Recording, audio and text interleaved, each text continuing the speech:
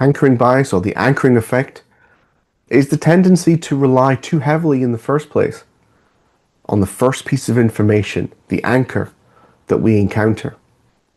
Even if that information is incomplete or misleading, once the initial anchor is set in our minds, we have trouble adjusting sufficiently away from it.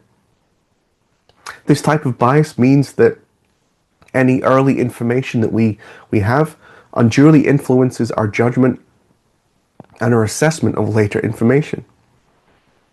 Even if new evidence is more accurate or relevant, people neglect to follow up insights. We never explore this new information. This can cause a form of mental inertia. The first data point, the first impression, the initial hypothesis creates a reference frame that skews all of our subsequent analysis.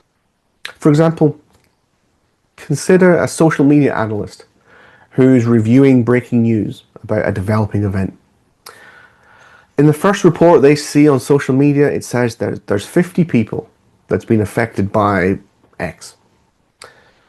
That number 50 becomes an anchor in the analyst's mind.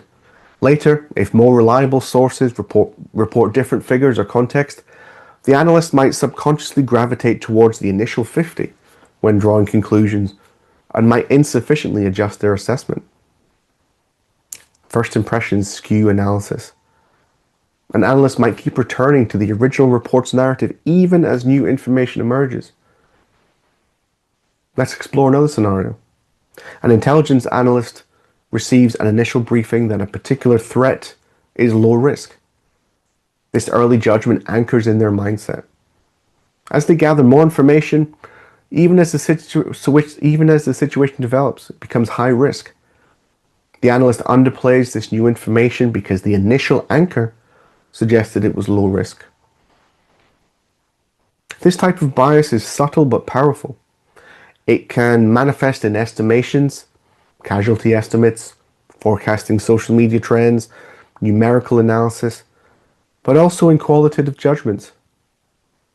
If an analyst's first encounter with a data set or source comes from a certain narrative or number, the anchor can overly influence their final interpretation. The danger is that important updates or corrections might be undervalued or ignored. Good practice requires consciously revisiting initial assumptions and asking, am I sticking to this initial piece of information too much? Would I think differently had I seen this later data first? Recognizing this type of bias helps analysts to be flexible and be willing to revise conclusions as new information